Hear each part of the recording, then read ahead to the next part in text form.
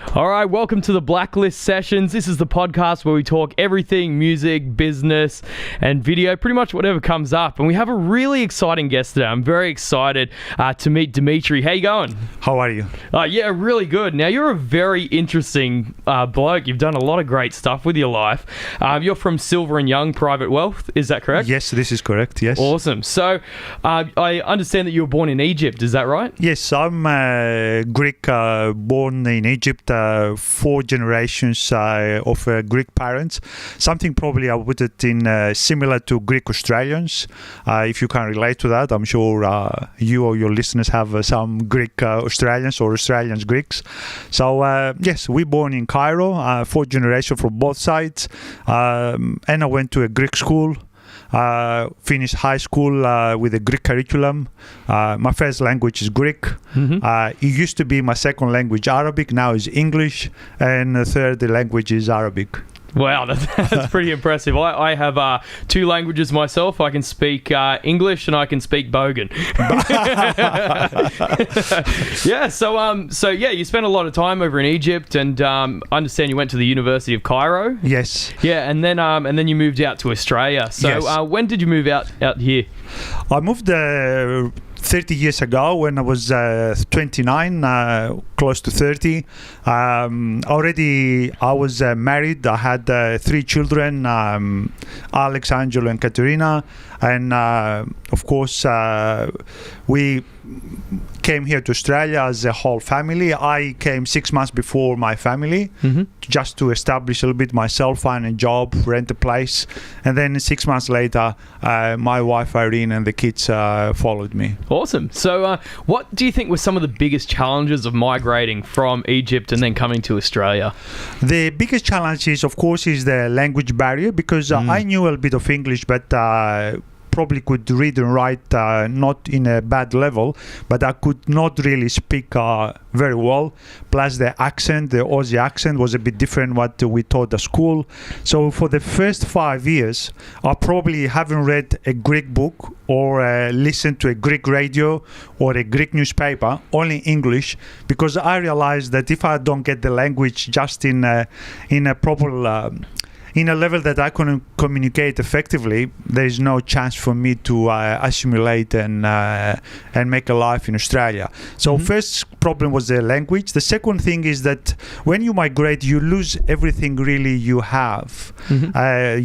A little bit of your culture, your family, your friends, everything is new. Your driving license has to be renewed. Everything is different, and it's a bit of shock on the system. Of course, we knew that, and we accepted that. And when you leave your environment that you're very comfortable, of course, you understand it's going to happen, all this. But more or less, it's still shocking the system. Definitely. Well, yeah, there's a lot of different challenges that people wouldn't even consider, like the driving license thing. I would have just figured, it'll be fine. But yeah, you have to go through the whole process and everything. So that's really interesting to hear. So You haven't always been in private wealth, though. No. When you come from overseas, you need, and you have a qualification. I had a bachelor degree in veterinary science, and I practiced there as a veterinarian for 5 years, specializing in chicken farms. So when you come here, I came as a migrant with the thinking that I will qualify my degree and practice here as a vet. This didn't happen for many reasons. There's no reason now to be negative or and do anything more than move on. And so in the first 3-4 years, it was just trying to adjust to that, to get my degree back, my education to where I was. Then I realized I couldn't. So the second part on my list was something to do with finance. So I always wanted to be a vet. First one, I want to be an archaeologist. Yep. But because I'm a bit dyslexic, I didn't go there. Then I became a vet, which I really enjoyed. And the third on the list was something to do with finance. So I said, let me try this. And destiny sometimes works in a mysterious way. we opened a newspaper in, I think, Sydney Morning Herald, and my wife found a conversion course in Macquarie University. If you have a degree, you convert your degree by doing another degree. So that's what I did. I applied to Macquarie University and graduate diploma in accounting, and few years later, I was a qualified accountant. Awesome. So that's it's a really interesting transition going from veterinary science over to accounting and financial planning. So do you think there are any skills from what you learned in veterinary science that translated over to finance, or was it just completely different? No, I think there are a lot of skills. Plus, there is always, you learn your skills from your family setup, from your environment, for what experiences you have, and this is you always ready to apply to your new profession or to your need, to your new need. And I give you an example. I mean, my kids always worked in, say, from 14, 15 years old, say, to McDonald's and to different hospitality area. They applied these skills when they are in the professions. The same to me as a vet. You have to analyze, to take a history, not to be pre-assessed before you have the clues. What is the reason of the disease and what then you need to do? The same applies with accounting. The same applies with financial planning. You still have to take the case to see, okay, you come to me for a financial planning advice, where you are, what you want. It is really that what you want is really where you are better off, you are worse off, and then do a case and then treat the case. So it's a very, very similar stuff. It's just different applications. Yeah, definitely. It's very interesting to look at it that way and think, well, you take a really holistic approach and take it from that sort of perspective. It's really interesting. So you've gone into private wealth, but the first thing you did was accounting. So what was the transition process like between accounting and financial planning? For those that aren't too familiar, what are some of the similarities between the two, and what are some of the differences? Accounting is probably a discipline that is reactive. And what I'm saying reactive, you need to lodge your tax returns. So you need to do financial statements for your company, your trust, your family trust, or your partnership. And so it's always a little bit reactive. And then, of course, you want to go to a business, and you go to business and you ask with your partner, for example, and you are going to conquer the world, and so which way? Because we don't want to pay too much tax, so we do it as a sole trader, as an individual, as a partnership, as a company. So the accountants work a little bit more compliance and implementing the law. Financial planning, on the other side, it is when you really want to go to the next step to create wealth, to consider your risk. Say, for example, someone in your age, say young man with a wife or a partner, 1 or 2 children, has a different risk to someone in your age who has no girlfriend, no married, and even the same job. They have different risk applies to the next 5 or 10 years. You are more vulnerable when you have little children than if you by yourself. So financial planning is a bit more of achieving your biggest goals, achieving your goals of your whole journey, not just 1 or 2 goals. It's the journey. Yeah, that's really interesting. So what are some of the people that you think really could benefit from financial planning? Look, everyone can benefit from financial planning, provided they have a bit of thinking to understand and see what they want to achieve. And unfortunately, the people who are very young, they don't think in the long term. No, they don't. and the people who are already close to retirement, then they get panic and they said, oh gosh, I need to do something. I'm 55 or 60 or 45 and I'm retiring in 10-15 years. What should I do? Of course there is solution for both cases and anything in between, but probably determine the journey and then have a step or 2 or 3 or 10 steps to achieve that journey, really. Yeah, so it really is different for everyone, and people should start to plan earlier rather than later. As soon as possible, it is better. I see clients that they started, say, 20 years old, and already they have $40,000 savings from McDonald's and Hungry Jack's and little jobs here and there, and the question is, okay, how can I put my deposit for my home or for my house, my investment? These people are going to be a lot far ahead of the other people that they ask these questions. Only they found the Mrs. or Mr. Perfect 10 years later, and I said, now, okay, we want to start a family. I'm 35. When you're 25, you already have a 10 years lead. So in retirement, they're going to be a lot easier to have a conversation. Okay, darling, when I'm retiring at 60, 65 or 70. And this is only, we're talking about money. We don't talking about, people love to work. So if you ask a doctor, he never wants to retire, not because of they make a lot of money, not at all. It is because they enjoy the interaction with the patients. But say a worker in a mining industry probably wants to retire earlier than later. Yeah, for sure. So that's something you would take into account, like whether someone wants to retire early or they're just happy to keep going? Absolutely. The aim of every interaction we have is to put the client in the best probably taxable position according to their needs. Then, of course, to help them create wealth and preserve that wealth through risk mitigation. Risk mitigation is a very, very, term. So through insurances. So according to their need at that stage of their life.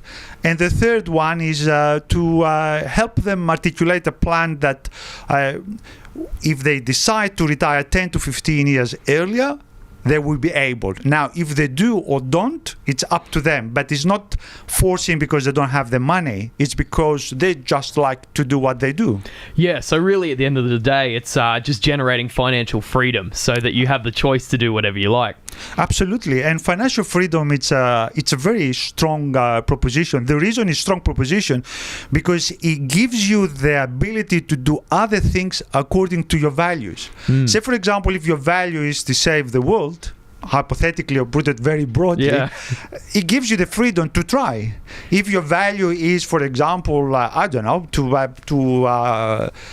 to contribute to research and development for cancer, treatment for particular cancer, it gives you the freedom to dedicate funds or to dedicate time to do that if you have the skills, of course. Yeah, that makes a lot of sense to be able to set yourself up first, make sure that you've got your own life in order, your own finances in order, and then you can fix the world. The people who usually they forget is that these things that don't come in one day. This is an ongoing process. You start as early as possible. You get the best team around you to advise you according to your level, of course, of finance or financial interaction. So if you are just a simple employee, working and go to work 9 to 5, you don't have really complicated tax structures or, tax saving scenarios compared if you are an entrepreneur or a business owner. Definitely. So you scale that to whatever you have. And every time you change, you scale up or you scale down. And in between, you have to be constant that investment is not one transaction, it's a constant transaction. It's multiple transactions. You buy today and you buy tomorrow and after tomorrow, and you do this and you protect your capital and you protect your income and you protect your life if you have children, for example, and you want to leave behind, and you protect your business if you are a sole operator or you are the main man of the business. So there's a lot of things you need to do constantly. But if you have the right team with you, and you have a little bit of discipline to do this stuff, it's a very, very, very rewarding and a very expanding your knowledge and your ability to implement this journey that you started when you were 15 or 20. Yeah, well, that makes a lot of sense. So the average listener of this podcast is between 20 to 30, maybe just over 30. Let's say that they're on an average income, they make about 70 grand a year, and they've got $100,000 saved up, and it's money that they can use to either buy things or they can invest. What would you suggest that the average person, let's say 25, should do with that $100,000? Okay, first of all, we have to make a disclaimer. We cannot not give financial advice to anyone over a broadcast, of course, because I don't know their circumstances and I don't know their personal situations. But hypothetically, John and Margaret, they're earning $100,000. They can consider a lot of things. Number one, what they want to do, and that's what I keep coming to the word journey and goals around journey, because if you don't know where you're going, how are you going to plan how to go there? Very true. So you need to determine that. Say, for example, primary residency. Some people, they have the need to own their house. I, as a migrant, my first thing, I wanted to own my house. Because if I didn't own my house, I would go back to Greece or to Egypt. The reason is I would go back to Greece is because I was middle class there. So I could always go back. The door was always open. So the first thing for me, not to go back and stay here and ride the wave and travel the journey, I knew for myself I needed to buy a property. This could maybe not apply to you or to another migrant who comes from other side of the world. So you need to determine what is your very important thing. Then second part is, of course, your income. We forget that the income is the most important part of doing anything else. And then what you do with your income? Your budget. You do something with your income. Did you spend all of them? Do you want to live today and don't worry about tomorrow? Do you want to go, for example, on a breakfast, $60 every Saturday with your girlfriend or your fiancé or your wife because you feel rewarded of the hard work? This is a choice. It's nothing wrong. And who am I to criticize anyone? But if you want financially freedom, retire 10 to 15 years earlier and create wealth, well, you need to compromise a little bit of reward today for future reward. So we need to determine that. Then you have $100,000. What do you do with this $100,000? You have to consider, should I take a small loan and do an investment property? Should I buy my own home? Should I invest for a parcel of shares, whatever, because I want to achieve something else later on? So if you don't answer these questions, really you don't know what to do. And any answer, it is not, it won't be good for the person. The reason is, it is the strategy that we usually advise, not the tools. Everything else is the tool. If you buy property, is a tool. If you buy shares, is a tool. If you buy an investment portfolio, is a tool. If you buy business, is a tool. A tool to what? To create and achieve your goal at your end of your journey and enjoy the journey also. So it's not just to achieve what you want to do. It's also enjoy the time between now and this magical 67, 80, 90, which today, 67 is an illusion because most people live up to 92. So when we say retire 67, it is really not much because you have another 30 years of productive life after that, really. Well, that's it. So that's, really interesting to put it that way. So the best thing would be for people to come and talk to someone like yourself and really explain their circumstances so they can get really quality advice. Absolutely. And you don't need to take the advice and implement it 100%. The reason is maybe they're not ready to implement it. Maybe they have other things in life that they need to settle. For example, a young couple, they want to get married and the priority for them is the wedding. So beyond that point, they need to do this point first and then plan for the future. Because I see a lot of couples say, oh, look, I'm marrying in 6 months' time. So everything I save is there. Everything I do is that. So I understand. But it doesn't matter really. But you put the plan and you pave the way, the path to achieve that. And it takes some time, really. It takes some time to think about. And the more the couple, if it's a couple, or the individual is determined what they want to achieve, the easier it is. Yeah, for sure. So I guess what's some of the things that you think have really helped to grow your own business? Because you started as a migrant coming out to a brand new country. What were some of the key things that you think have helped you to grow the business to where it is today? There is several things. So one of them is by doing multiple tasks in a different, by working a different discipline, say working in a factory, working in accounting practice, working as a vet, working in different areas, you learn a lot of skills and how to adapt to that skills. Secondly, me personally, and I'm not saying this is the right for everyone. I don't judge the book by its cover. So all the people who come to my office, I'll give the benefit that they want to benefit from my information and my knowledge and my experience, and I give 100%. Some of them, they really don't do anything. They don't want to do anything. They just want to have a chat. But some of them, they do. The other thing is that hard work and discipline, procedures, commitment, budgeting your expenses, even in a business or on your personal level, not to exceed your income. So you'll be more free to invest and reinvest in your business. And very important, take advice. Because I know a little bit about this in that area, but I don't know about law. I don't know about other things. So take advice from people who are good what they do, not they say that they're good what they do. A lot of people I've seen, they take advice from parents. Parents have the best intents. I mean, who is going to love you more than your mom? There is no other person in the world is going to love you more than your mom. And if you're lucky, your dad, and probably if they're not around, your wife and your kids.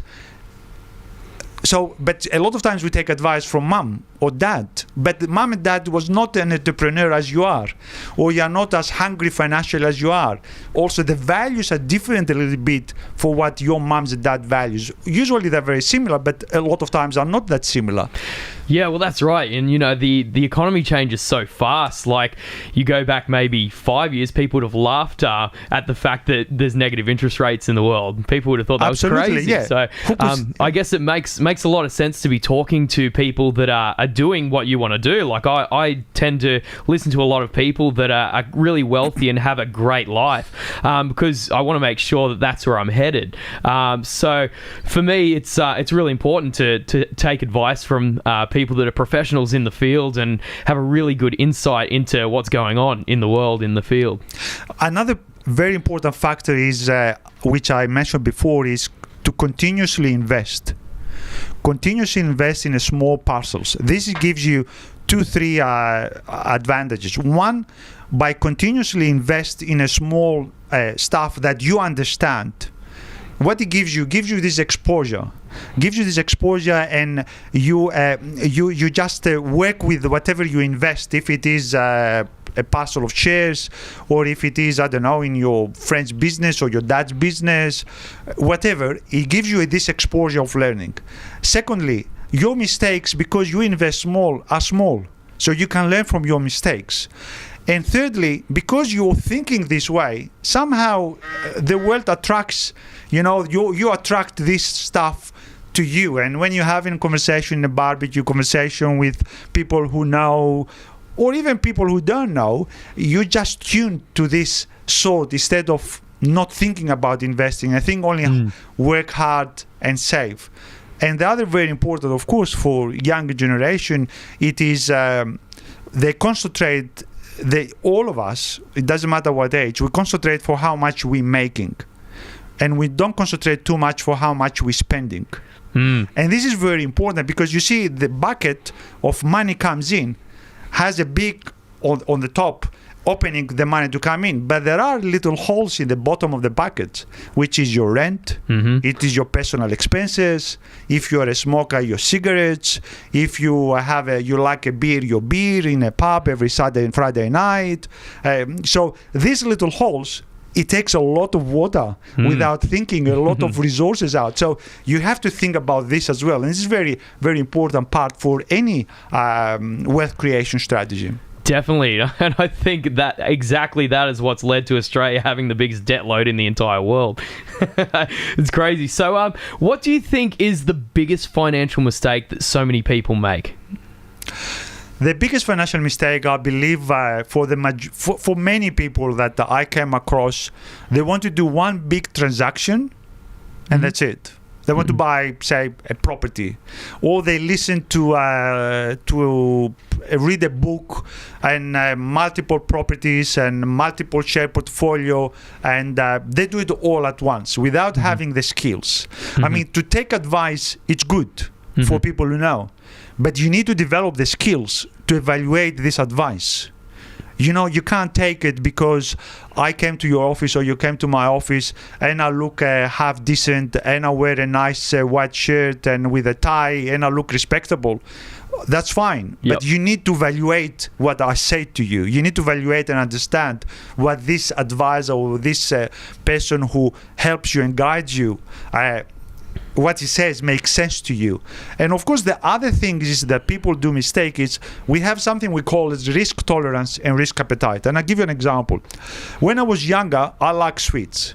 So I could eat all the cakes, cheesecakes and pavlovas in a barbecue. And I go at bed and I sleep like a baby. This is 30 years ago. But today, I still have the same desire if you are invited to your barbecue and I eat all the pavlova. But at night, I can't tolerate the burning stuff of my stomach of too much sugar. So my risk appetite, it is the same as was 20, 30 years ago, but my risk tolerance is different. So they need also to understand their risk tolerance and appetite. So if you don't understand your risk tolerance and appetite, you can't take risk more than you can cope. Because if you take the risk more than you can cope, then you react aggressively to anything. So if you put $100 on a BHP and BHP dropped 20%, you feel, oh God, I'm losing $20. I'm losing my $20, so I need to do something. Maybe you need. Maybe you don't. I don't know. But you need to assess this risk before you do any investment. So I think this is one of the biggest mistakes, that people go too hard without really understanding themselves first and have the education and they have the knowledge, enough knowledge to judge, not to be experts 100%, but to judge if what they do, it is work according to their values and to the journey they want to have for their life. Yeah, that makes a lot of sense. And I guess with investing, a lot of people do freak out when they see the stock balance go down -10, minus 20%. Like, oh gosh, what am I going to do? But the way I approach investing for myself is, hey, if I thought it was a good deal at 100, then it sure as hell is a good deal at 80. So I often spend a lot of time averaging down on costs if I find that the fundamentals of the business are still the same. Is that something that you would advise to people? Absolutely. This is a very good strategy, average down, if it fits the whole strategy for the person. If the fundamentals are strong, of course, average down, it's a very good strategy. And the other thing is, say, for example, we have, say, $10,000 and we want to invest it in a parcel of share, and we tag this $10,000, it is on a higher risk, and we're going to invest it in the share market or some stocks that we believe that are very good, say the top 50 of the Australian shares. Usually it makes more sense to invest them in a parcel, say every month or every 2 months, and take it slowly. Because, for example, if you bought Westpac today or yesterday it was really down, 3 months ago was up, and in 3 months' time, I don't know, maybe the bad news about the bank goes away or someone's resolved, you'll be back again. So yes, you don't take the cheapest price, but most likely you don't buy the most expensive price. And if your long term, it is, say, 3 to 5 years and longer, then this pays a lot of benefits in the long run, instead of trying to pick up the bottoms and the troughs, the bottoms and the tops. And I can tell you, very few people do it. And if they do it, everybody knows. And if they don't do it, nobody knows, because they don't say it to anyone. That's right. Yeah, it's pretty much impossible to pick the top and pick the bottom. So, yeah, I guess just averaging down seems to be a great way to go. Is there anything on the horizon in Australia economically that you think might be a bit of a problem that might start to really filter through and affect the entire economy? I think one of the most, of course, this is a personal opinion, and I don't have all the facts and all the information regarding wages and wages growth. I think the wages growth is an issue. The wages growth is an issue, and I can feel it from our industry or the financial industry. There is a lot of pressure to outsource to overseas. And I'm thinking to myself, say for example, in our practice, I need to employ Jay, for example, to be a senior or a junior accountant. But if I have a competitor in Philippines or in India or in Taiwan or in Laos or in Vietnam, which is they're very popular, with half of his wages, how is his wages going to grow? And how he's going to buy more property, and how he's going to buy more shares, and how he's going to buy more insurances to protect his family, and how he's going to do more things to the level, to the standard of level, to the standard of living he wants to have. So yeah, I don't have the solution. I don't know, but I find that the job growth, it is really very, very tricky with the globalization of the whole world now. I mean, my wife is an interpreter of Greek and English, and now it's very easy to get an interpreter from over the network and from the internet, Upwork, for example, and get someone to interpret a page, and then suddenly you're very much in competition with the world. Is this good? No, really, in the long run, because we upskill and we're still smart country and we're still positive, and we had always this somehow. But it is really a stress factor for the economy. Yeah, definitely.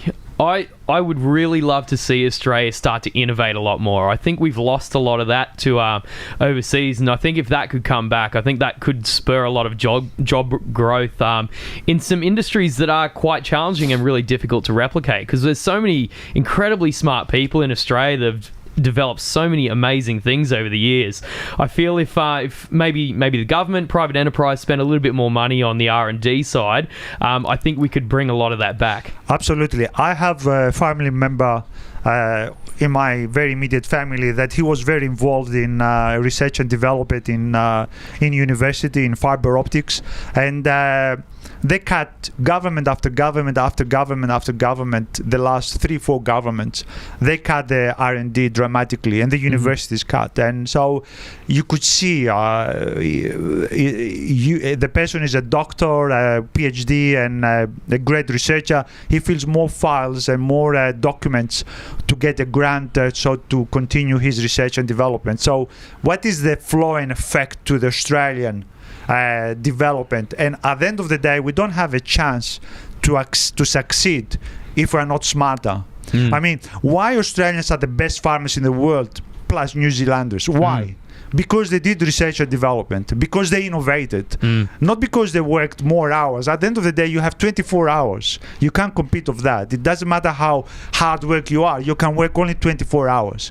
The only thing you can compete is the more intelligent you are. That's why we are the best farmers in the world, the most efficient farmers in the world. Of course, the Americans coming back, but we live far beyond other countries.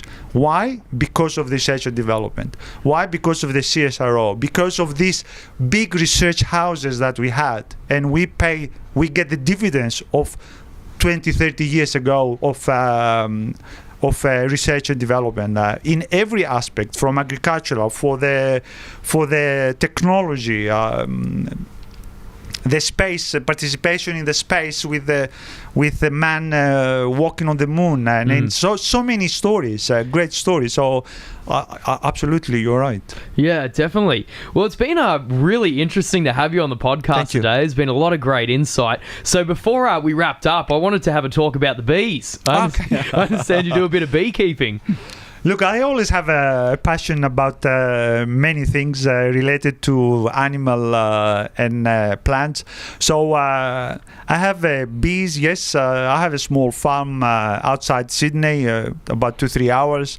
And I was trying to do something outside of the box, and I couldn't find something. And so I thought, what about bees? Which is not really outside of the box. Other people have it. Yeah, they're mostly in the box. Yeah, usually they are in the box. So I started a bee. I have a small apiary. It produces a little bit of honey. And the great thing about bees is that I don't know, I find it very interesting. I find it very very rewarding, and very, very, they are really the hard workers. I mean, bees are really hard work. They don't stop 1 minute. Yeah. And it is good for the environment. It's very good for the environment. And now when you start, it's like when you buy a car. Say you buy, I don't know, a Holden, a Mazda. All the cars around you are Holden and Mazda, especially in the time before you buy.